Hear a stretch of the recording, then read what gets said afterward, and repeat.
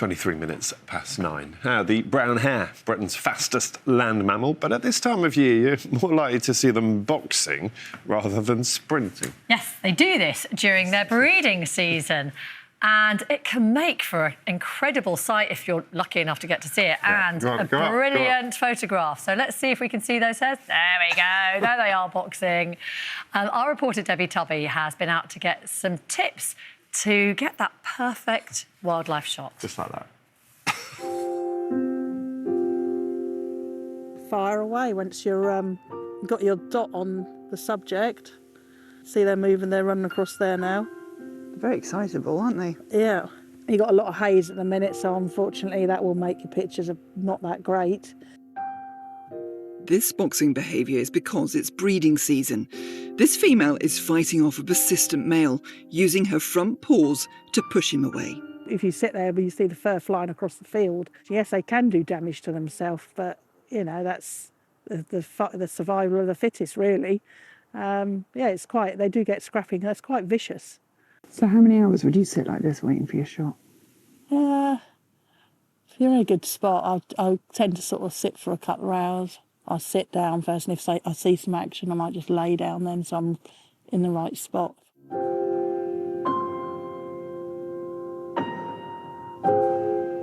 You know, 2 hours after dawn, you're likely to see a lot of chasing about, especially this time of year, and also because the crops are low, you can see more. We last filmed Sue Cross during one of the warmest summers on record, when she was so concerned about the welfare of the wildlife on her farm, she'd put out water for a range of animals to drink and caught them on camera too.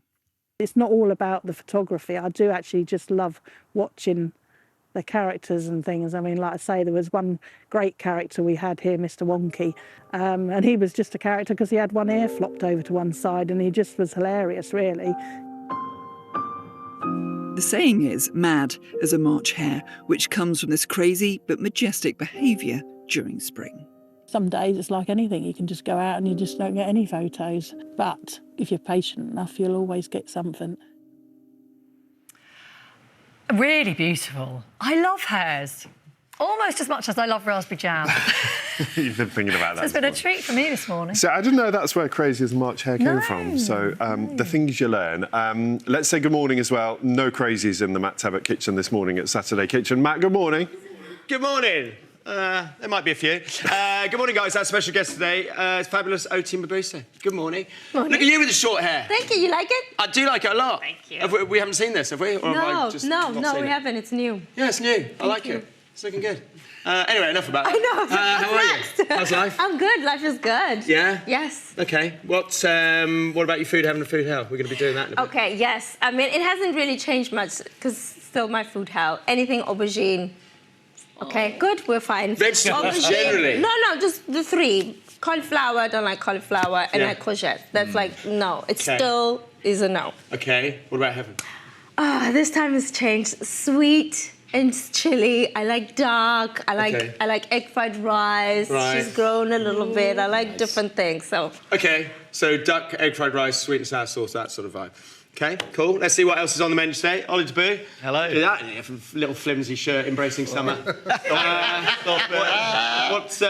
have you got for us? Well, yeah, like the shirt, embracing summer. So we've got a salad of cured chalk stream trout. We've got a lovely lime and brown sugar dressing, some beetroot, some toasted corn, avocado, loads of pops of colour, texture, taste. And we're going to hear all about trouts, because it's where it's at. Yeah, absolutely. Lovely, look forward to that. Angela Harnett, Luke Holder, how are you two? We're both great, yeah. A real double act you are today. I know, Luke and I work together at Limewood and Portetta out in France, and we're cooking together. We've worked together 13 years, it's like our anniversary. Congratulations. Really sweet. So what are you cooking? So I'm going to do some grilled red mullet with a crab and lemon garganelli. Done. Dr. Salia, you're taking all the stress out of Easter holidays for I am. parents, grandparents, Yeah. everyone who's looking after kids. Yep. What have you got for us? We've got 3 treats for adults and children alike. I've got a breakfast banana split. We have some home breakfast and banana split together, yes. Okay. We've got some homemade hummus and some crispy, spicy chips to go with it, also homemade. And then finally, an iced tutti frutti parfait, which is my version of a healthy slushy. Nice. Iceman, you got some drinks for me? Iceman, yes I have. I don't know where that comes from. I love it. I love it. You're giving me kind of Wimbledon tennis umpire vibes. Am I? Yeah, really? very smart. It's a bit thin. It's a bit super snug, isn't it? Super cut. Looks good. It's a bit strictly. Very strictly. I like it. Yeah. So I am. What have I got? Springtime whites. I've got 2. There you go. We'll see you at 10. Information there. Question: what is garganelli?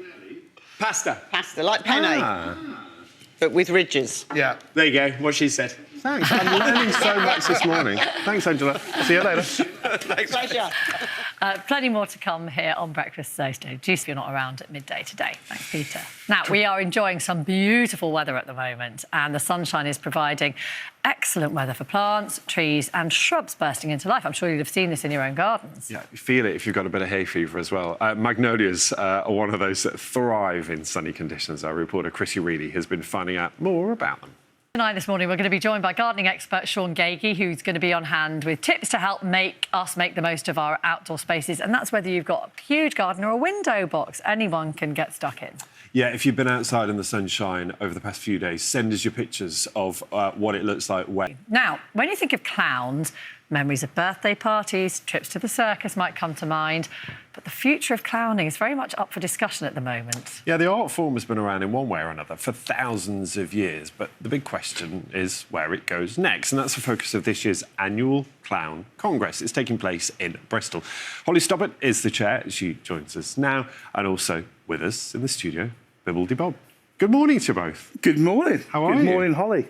I'm really good, thank you. Are you? Yeah, really well. Yeah, always good. I've got a feeling you're going to cheer us up in a minute, but I want to talk to Holly first. Of course, I just ladies first. Yeah, and Holly, good morning to you as well. And talk to me first of all about why you have this conference, because, you know, people will just sort of assume that clowning is something that you do and that you might learn, but you don't need a conference. Why do you need a conference? Some of us work out in areas of recovery from man-made and natural disaster. Some of us work as therapists, some of us work as activists, and different directions.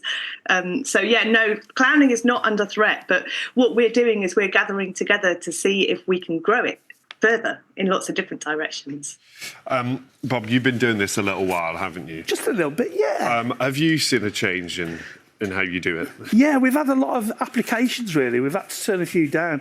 We've had one from America from a man who's too orange and too stupid, so we've had to reject him.